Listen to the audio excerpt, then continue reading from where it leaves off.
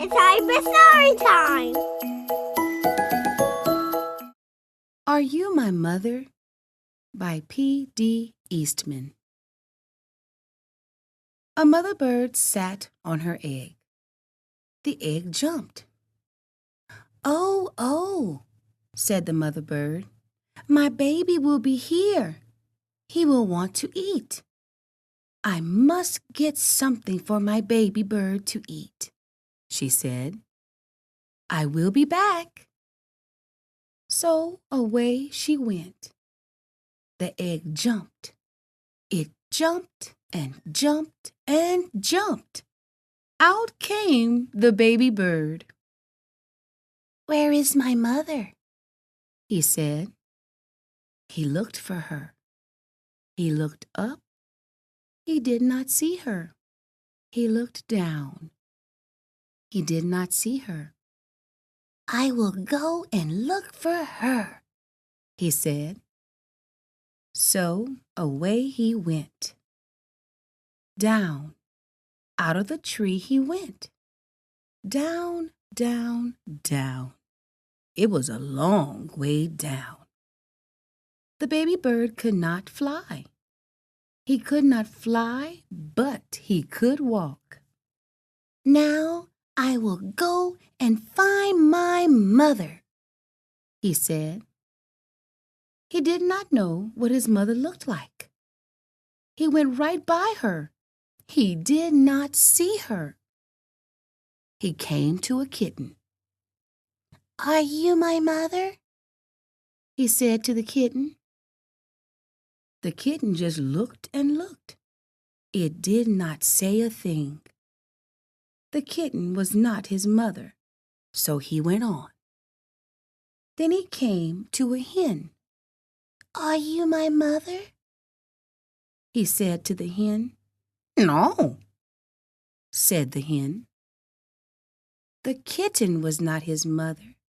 The hen was not his mother, so the baby bird went on. "I have to find my mother," he said. "But where? Where is she? Where could she be?" Then he came to a dog. "Are you my mother?" he said to the dog. "I'm not your mother. I'm a dog," said the dog. The kitten was not his mother. The hen was not his mother. The dog was not his mother. So the baby bird went on. Now he came to a cow. "Are you my mother?" he said to the cow. How could I be your mother?" said the cow. "I am a cow." The kitten and the hen were not his mother. The dog and the cow were not his mother. Did he have a mother? "I did have a mother," said the baby bird. "I know I did. I have to find her. I will. I will." Now, the baby bird did not walk. He ran. Then he saw a car. Could that old thing be my mother? No, it could not. The baby bird did not stop. He ran on and on. Now, he looked way, way down. He saw a boat. "There she is," said the baby bird. He called to the boat, but the boat did not stop. The boat went on. He looked way, way up. He saw a big plane. "Here I am, Mother," he called out. But the plane did not stop. The plane went on. Just then, the baby bird saw a big thing. This must be his mother. "There she is," he said. "There is my mother." He ran right up to it. "Mother, Mother, here I am. Mother, he said to the big thing. But the big thing just said, "Oh, you are not my mother," said the baby bird. "You are a snort. I have to get out of here." But the baby bird could not get away. The snort went up. It went way, way up. And up, up, up went the baby bird. But now, where was the snort going? Oh, oh, oh! What is the snort going to do with me? Get me out of here! Just then, the snort came to a stop. "Where am I?" said the baby bird. "I want to go home. I want my mother." Then something happened. The snort put the baby bird right back in the tree. The baby bird was home. Just then, the mother bird came back to the tree. "Do you know who I am?" she said to her baby. "Yes, I know who you are," said the baby bird. "You are not a kitten. You are not a hen. You are not a dog. You are not a cow. You are not a boat or a plane or a snort. You are a bird, and you are my mother." Llama Llama Red Pajama by Anna Dewdney. Llama Llama Red Pajama reads a book with his mama. Mama kisses baby's hair. Mama Llama goes down the stairs. Llama Llama Red Pajama feels alone without his mama. Baby Llama wants a drink. Mama's at the kitchen sink. Llama Llama Red Pajama calls down to his llama mama. Mama says she'll be up soon. The baby llama hums a tune. Llama Llama Red Pajama waiting for his mama. Mama isn't coming yet, and baby llama starts to fret.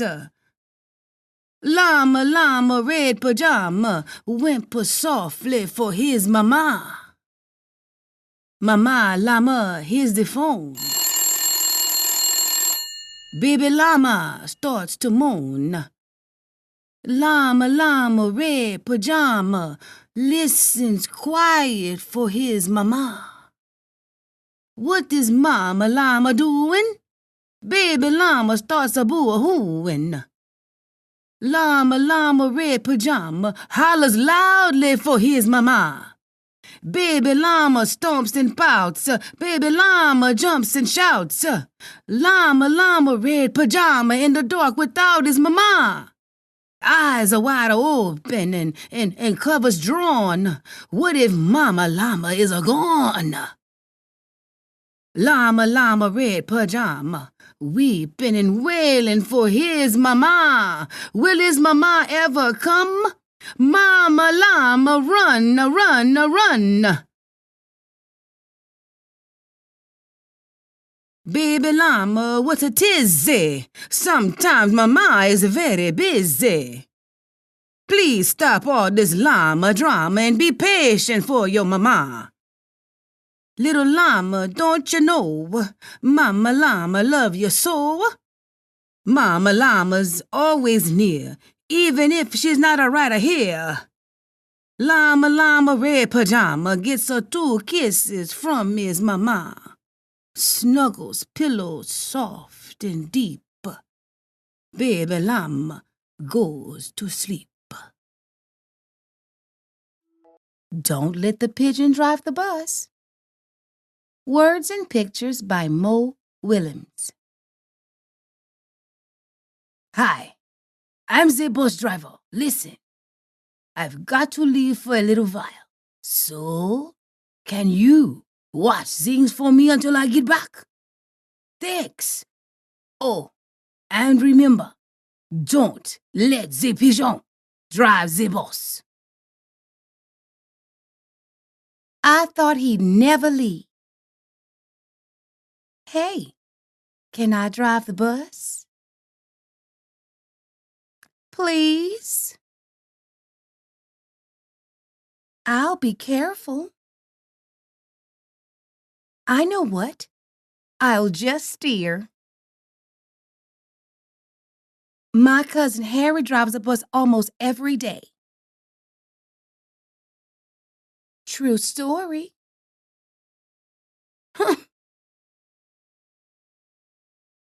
Vroom, vroom, vroomy, vroom, vroom. Pigeon at the wheel. No, I never get to do anything. Hey, I've got an idea. Let's play Drive the Bus. I'll go first. Come on, just to the corner and back. I'll be your best friend. How about I give you a $5? What's the problem? It's just a bus. No fair. I bet your mom would let me. I have dreams, you know. Fine. Let me drive the bus.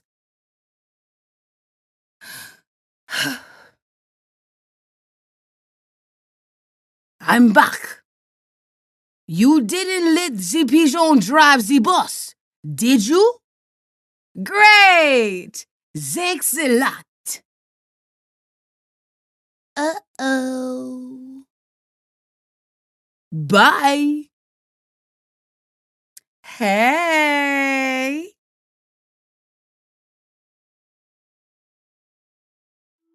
Giraffes Can't Dance by Giles Andrea. Illustrated by Guy Parker Rees. Gerald was a tall giraffe whose neck was long and slim, but his knees were awfully crooked and his legs were rather thin. He was very good at standing still and munching shoots off trees.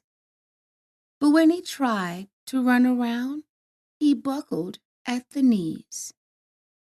Now, every year in Africa, they hold the June dance, where every single animal turns up to skip and prance. And this year, when the day arrived, poor Gerald felt so sad, because when it came to dancing, he was really very bad. The warthogs started waltzing, and the rhinos rock and rolled. The lions danced a tango that was elegant and bold. The chimps all did a cha-cha with a very Latin feel. And 8 baboons then teamed up for a splendid Scottish reel. Gerald swallowed bravely as he walked towards the floor. But the lions saw him coming, and they soon began to roar. Hey, look at clumsy Gerald. The animals all sneered. Giraffes can't dance, you silly fool. Oh, Gerald, you're so weird. Gerald simply froze up. He was rooted to the spot. They're right, he thought. I'm useless. Oh, I feel like such a clot. So he crept off the dance floor and he started walking home. He never felt so sad before. So sad and so alone. Then he found a little clearing, and he looked up at the sky. The moon can be so beautiful, he whispered with a sigh. Excuse me, coughed a cricket, who'd seen Gerald earlier on. But sometimes when you're different, you just need a different song. Listen to the swaying grass and listen to the trees.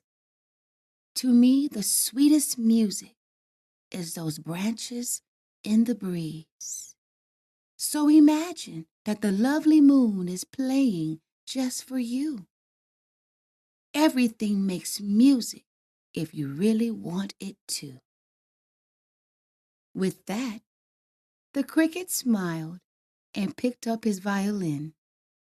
Then Gerald felt his body do the most amazing thing. His hooves had started shuffling, making circles on the ground. His neck was gently swaying, and his tail was swishing round. He threw his legs out sideways, and he swung them everywhere. Then he did a backward somersault and leapt up in the air. Gerald felt so wonderful. His mouth was open wide. I'm dancing! Yes, I'm dancing! I'm dancing! Gerald cried. Then, one by one, each animal who'd been there at the dance arrived while Gerald boogied on and watched him quite entranced. They shouted, "It's a miracle! We must be in a dream! Gerald's the best dancer that we've ever seen." How did you learn to dance like that? Please, Gerald, tell us how. But Gerald simply twirled around and finished with a bow. Then he raised his head and looked up at the moon and stars above. We all can dance, he said, when we find music that we love. Each Peach Pear Plum by Janet and Alan Alberg. Each peach, pear, plum, I spy Tom Thumb. Tom Thumb, in the cupboard, I spy Mother Hubbard.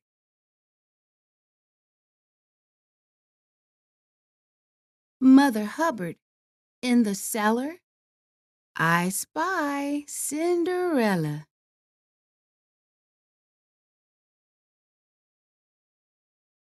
Cinderella, on the stairs, I spy the three bears.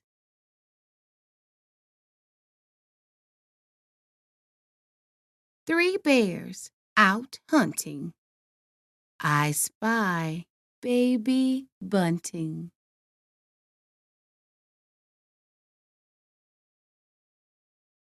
Baby Bunting fast asleep, I spy Bo Peep.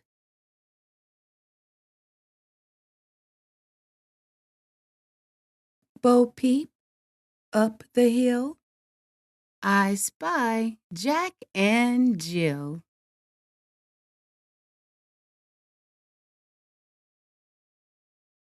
Jack and Jill, in the ditch, I spy the Wicked Witch.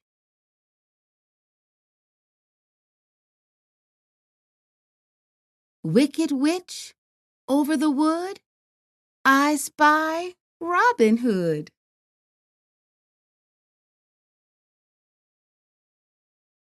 Robin Hood, in his den, I spy three bears again.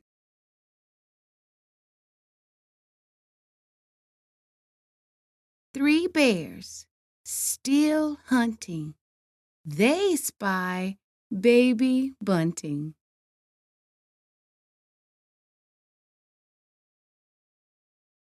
Baby Bunting, safe and dry, I spy Plum Pie.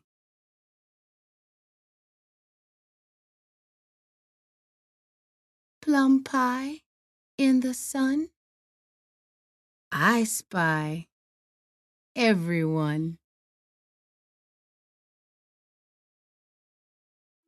Spot and Say by Julia Donaldson and Axel Scheifler. What can you spot high in the sky? Butterfly, owl, bee. What can you spot on the ground below? Fox, toadstools, snail. What can you spot by the log pile? Bird, caterpillar, snake. What can you spot down by the lake? Mouse, frog, dragonfly. Who is that peeping through the trees? Say hello. It's the Gruffalo. Rain Feet by Angela Johnson, illustrated by Rhonda Mitchell.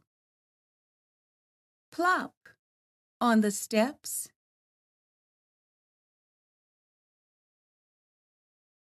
Splash on the street.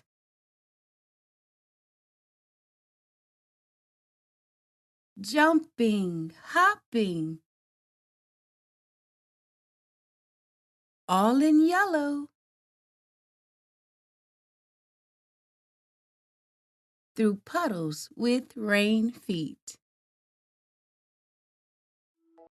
Whose eyes are these?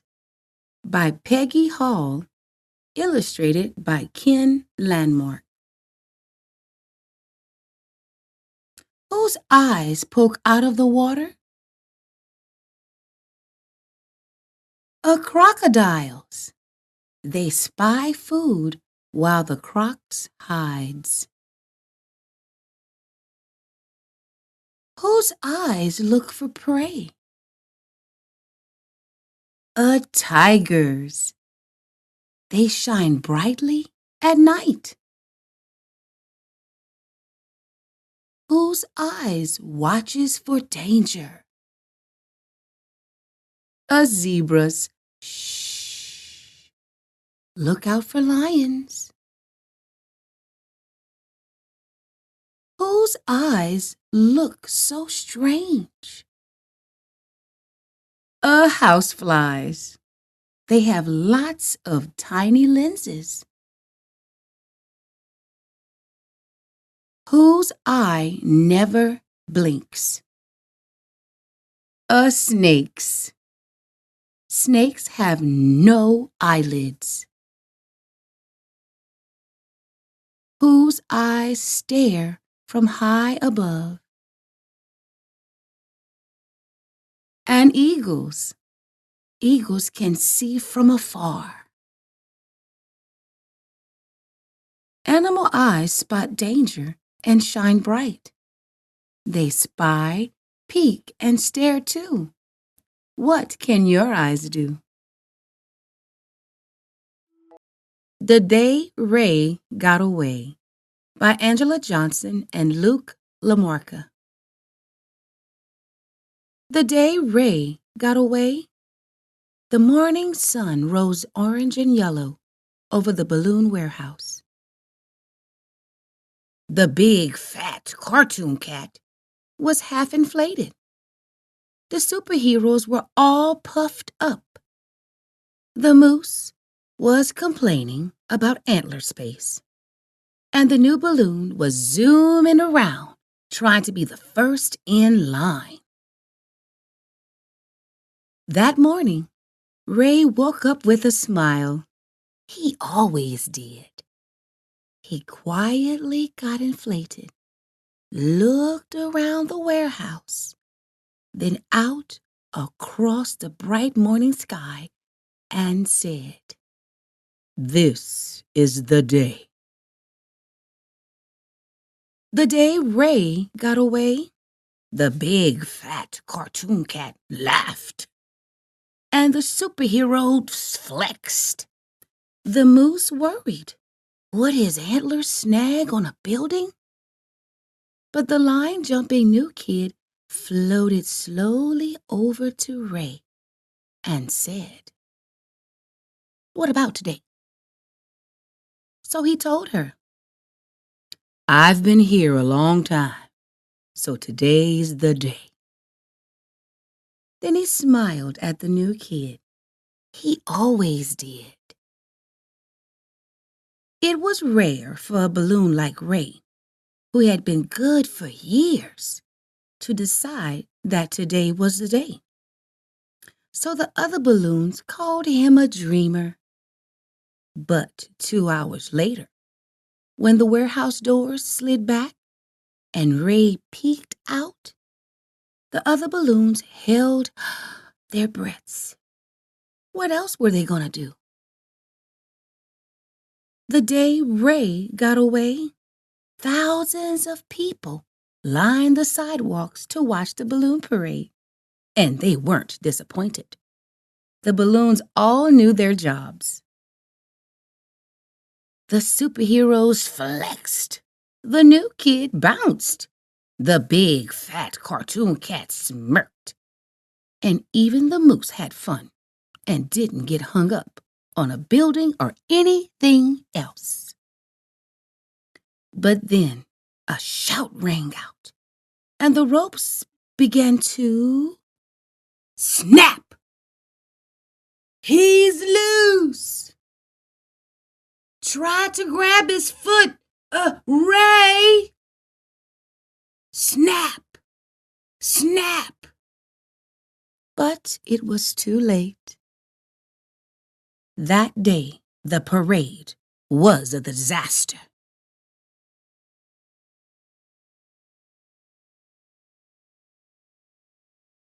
Clowns everywhere.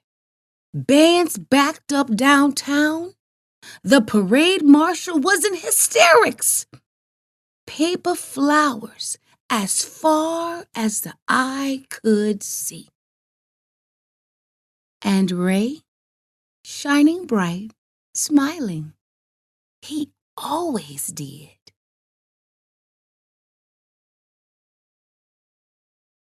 The handlers told a reporter.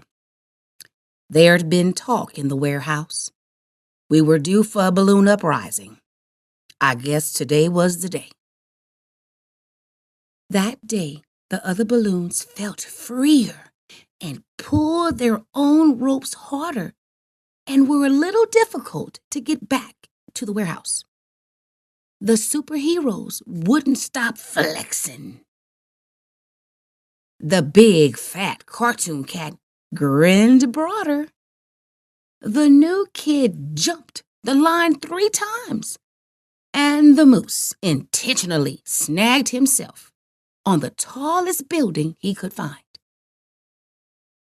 And Ray, well, over by the river, one of the handlers almost caught him. But Ray got away.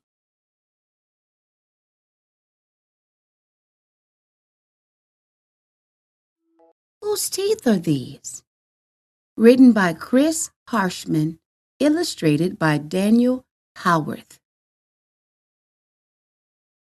Who lives in the ocean and has many rows of sharp teeth?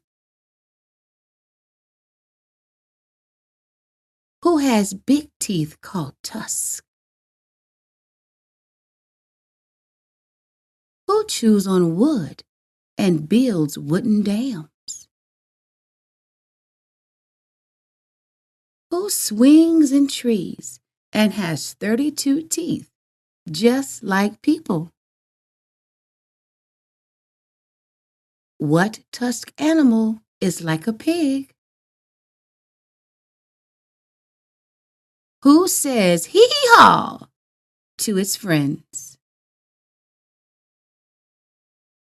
Who has a huge mouth and stays in the river to keep cool? Who is king of the jungle and has a loud roar? You did a great job with reading today.